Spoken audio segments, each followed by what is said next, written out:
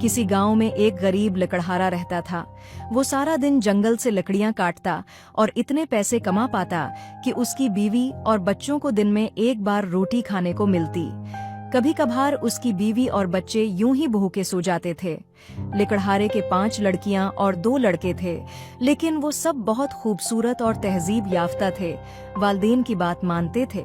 सबसे बड़ी बेटी नहायत खूबसूरत और फर्माबरदार थी, जिसका नाम सोनिया था। एक दिन बारिश का मौसम था, बादल छाए हुए थे और हर तरफ अंधेरा था। इतने में दरवाजे पर हल्की हल्की दस्तक सुनाई दी। बीवी बोली, ऐसा लगता है कोई मुसाफिर तूफान में फंस गया है। दोनों मियाँ बीवी दरवाजे के पास गए और पूछा, कौन है? लेकिन जब किसी ने जवाब न दिया तो उन्होंने दरवाजा खोल दिया। वहाँ एक सफेद रंग का रीछ खड़ा था। लकड़हारे ने कहा, ऐसी अंधेर और तूफानी रात में तुम्हारी क्या मदद कर सकता हूँ? रीछ बोला, बात ये है कि मैं बिल्कुल अकेला हूँ और मुझे साथी की जरूरत है, और तुम बहुत गरीब हो, तुम्हें दौलत की जरूरत है। अगर तुम अपनी सबसे छोटी लड़की सोनिया को मेरे हवाले कर दो तो मैं तुम्हें इतनी दौलत दूंगा, तुम अपने बाकी बच्चों के साथ बड़ी आसवदगी से जिंदगी गुजार सकोगे। लकड़हारा सोच में पड़ गया और फिर बोला, तुम सच कहते हो? मैं अपनी लड़की से बात करता हूँ, अगर वो रजामंद हो जाए तो मैं तुम्हारी बात मान लूंगा। अगले दिन लकड़हारे ने बच्चों को जमा किया और रीछ की शर्त उन्हें बताई। सब बच्चे रोने लगे क्योंकि उन्हें अपनी बहन सोनिया से बहुत मोहब्बत थी, लेकिन सोनिया जितनी खूबसूरत थी इतनी ही बहादुर भी थी। सोनिया ने रीछ के साथ जाने का फैसला कर लिया ताकि उसके घर वाले ऐश व इशरत की जिंदगी गुजार सकें। रीछ ने लकड़हारा के घर को दौलत से भर दिया और लड़की को अपनी पीठ पर लाद कर जंगल की तरफ चल दिया।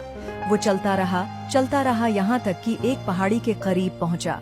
वो आगे बढ़ता रहा, ऊंची सी चट्टान के करीब पहुंचकर इस पर दस्तक दी।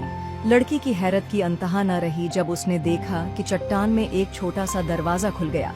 उसके अंदर एक बहुत बड़ा महल था, जैसा कि बादशाहों का महल होता है। ये महल सोने चांदी के जगमगाते हुए सामान से सजा हुआ था। दीवारों पर कीमती पर्दे लटक रहे थे और सोने चांदी की चीजें हर तरफ थीं।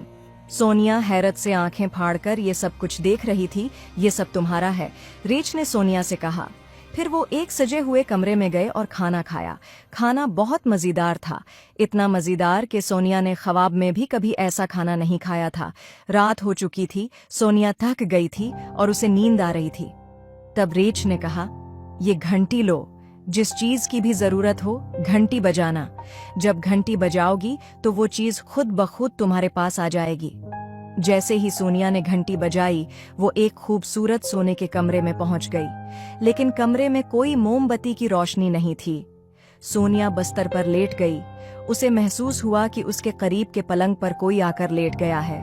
जरूर वो सफेद रीछ था, लेकिन अब उसके जिस्म पर रीछ की खाल नहीं थी, बल्कि वो लिबास पहने हुए था। लेकिन अंधेरे की वजह से सोनिया उसका चेहरा नहीं देख सकती थी। सोनिया इस जिंदगी से बहुत खुश थी। उसे खूबसूरत महल, अच्छे लिबास और लजीज खाने मिल गए थे। हर तरह का आराम था, लेकिन उसे अपने माँ बाप और बहन भाई बहुत याद आते थे।